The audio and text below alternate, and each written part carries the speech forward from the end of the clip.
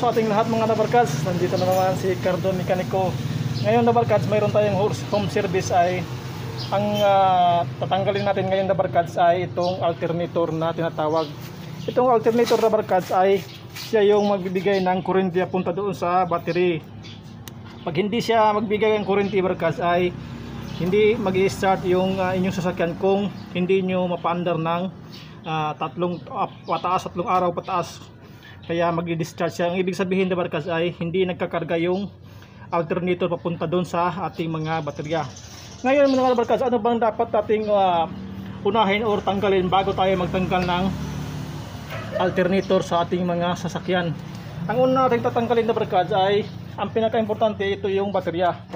Kasi Dabarkads, pag hindi natin tatanggalin itong baterya ay may posibilidad Dabarkads na makuryente tayo sa ating mga kamay, kasi itong alternator Dabarkads meron siyang wire papunta dun sa mismong alternator sa loob, kasi siya yung nagbibigay ng charge sa ating mga battery.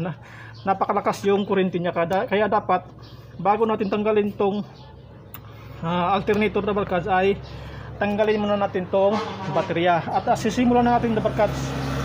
Kaya tanggal ko na yung baterya Dabarkads, ay positive lang yung tatanggalin sa ating mga battery ay okay na. At ang una natin tatanggalin Dabarkads ay ito yung tinatawag na adjuster. Ang pinakamahirap tanggalin sa ating mga alternator sa ating sasakyan Dabarkads ay ito yung sakit sa loob. Kailangan nating sumuot sa ilalim para matanggal tong sakit ng alternator sa ating mga sasakyan. At ito yung tinatawag Dabarkads na adjuster. Ito yung dapat nating tanggalin at para matanggal natin yung belt sa ating mga sasakyan. At simulan na natin mga Dabarkads, ay napaabong ko na, ay pwede na nating tanggalin. Kasi pag hindi natin ito inilawagan Dabarkads ay hindi natin matanggal tong belt na tinatawag sa ating mga alternator. Kaya tanggalin muna natin Dabarkads. Gumamit lang kayo ng 12 na sa combination or sakit para mapaluwagan nyo yung bolt sa ating mga alternator. Ito na Dabarkads.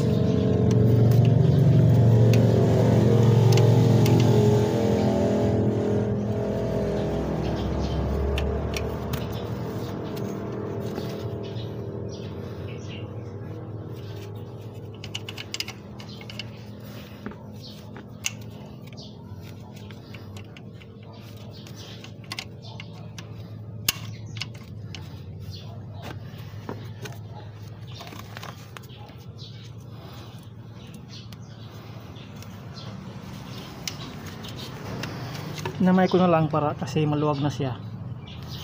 Dapat natin siyang tanggalin para matanggal natin tong belt. Kasi pag hindi natin tinanggal yung belt ay mahirapan tayo magtanggal ng alternator. Yan lang ang dapat luwagan na pagka itong adjuster, at saka mayroon tong isa sa ilalim na nakahawak, number 12 din yun Dabarkads. Dapat natin tong nyo ring tanggalin yung para luluwag yung alternator.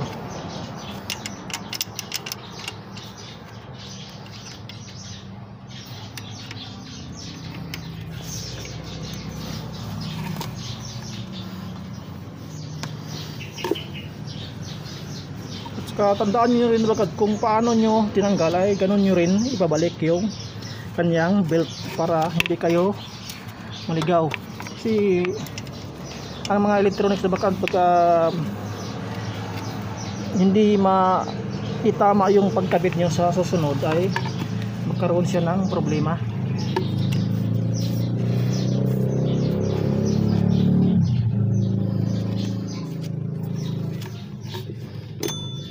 Ngayon Dabarkads ay kung makikita nyo ay natanggal natin yung belt.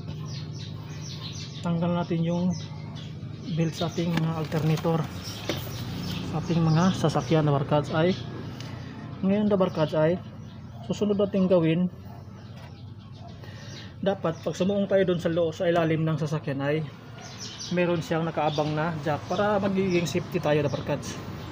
Hindi tayo magkaroon ng problema, kasi ang sasakyan Dabarkads ay hindi natin pwedeng buhatin kung magkaroon tayo ng problema doon sa ilalim. Kaya nga safety first na barkad bago tayo susuong doon sa ilalim. Ngayon na barkad, okay na barkad, tanggalin natin yung belt sa alternator at pupunta tayo doon sa loob ng o sa ilalim ng sasakyan para tanggalin yung naiwan na wire papunta doon sa alternator.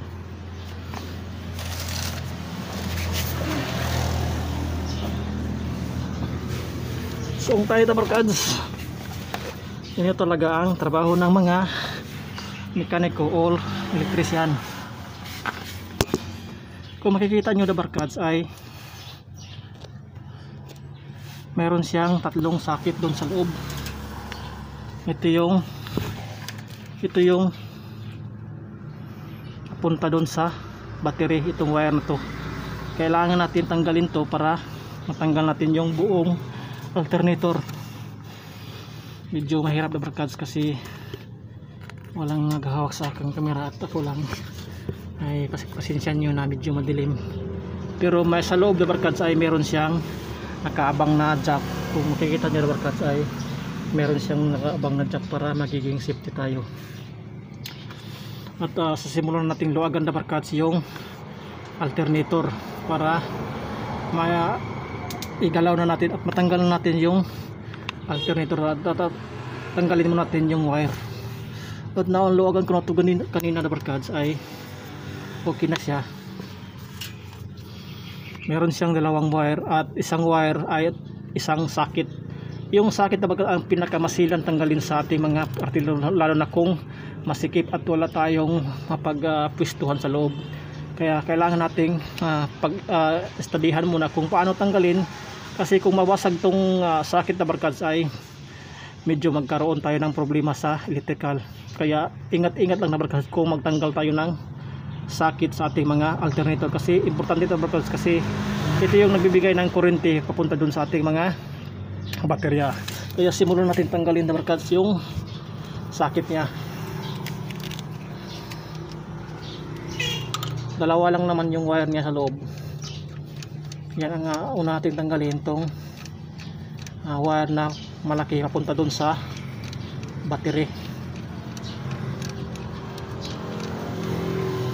Medyo mahirap na barkads, kaya ingat-ingat lang muna at studio kung paano tanggalin yung wire.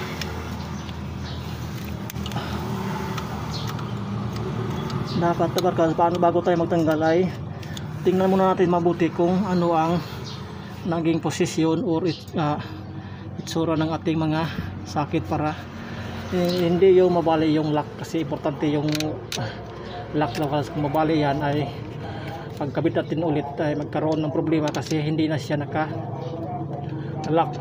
Minsan ay matatanggal siya, luluwag at magkaroon ng problema yung charging niya. At magtataka na lang yung customer na bakit nagka-problema, ay tinanggal lang natin yung alternator, pinitan ng bago ay nagkaroon na ng problema. Kaya kung magtanggal kayo ng alternator sakit, ingatan nyo na hindi mabali yung sakit lock nya. Yun ang tatandaan nyo mga barkads. Tanggalin natin yung lock. Kung makikita nyo yung lock nya na ito, yan, yun ang lock nya. Yan ang plastic na yan, kung makikita nyo. Ayan, yan ang lock nya. Pipisiin lang natin na barkads kung medyo may pwersa kayo sa kamay ay pwede nyo pisilin para pahila yung pagtanggal para matanggal na yung sakit. At hilain natin na barkads para matanggal na yung alternator sakit. Pipisilin lang naman ito na barkads para matanggal siya. Yung na barkads ay natanggal na yung sakit niya. Ito yung itsura ng sakit. May dalawa siyang pin kasi iba-iba yung klase ng, may tatlong pin, 3 pins siya barkads. Iba-iba yung klase ng sakit sa alternator. May 3 pins, mayroon yung 4 pins, depende sa sasakyan sa ating tinatanggal. Ngayon na barkads ay pang last nating tatanggalin itong pinaka hawakan niya para hindi siya malaglag.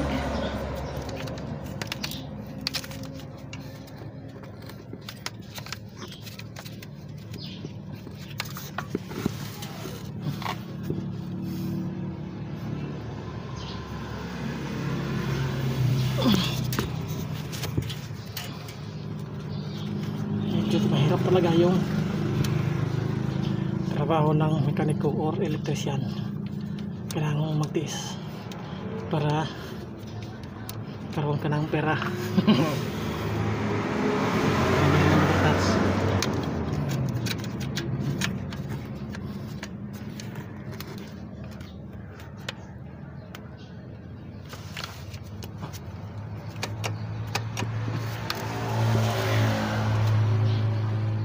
Problema natin ngayon na barkads ay nakaano yung starter natin na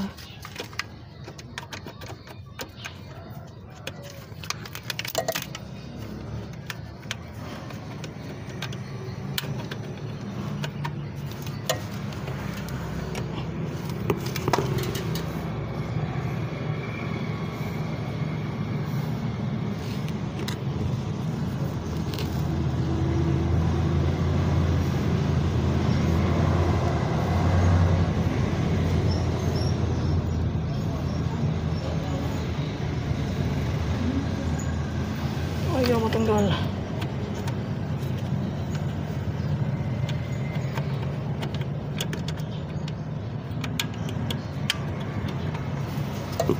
Subukan natin kalawin.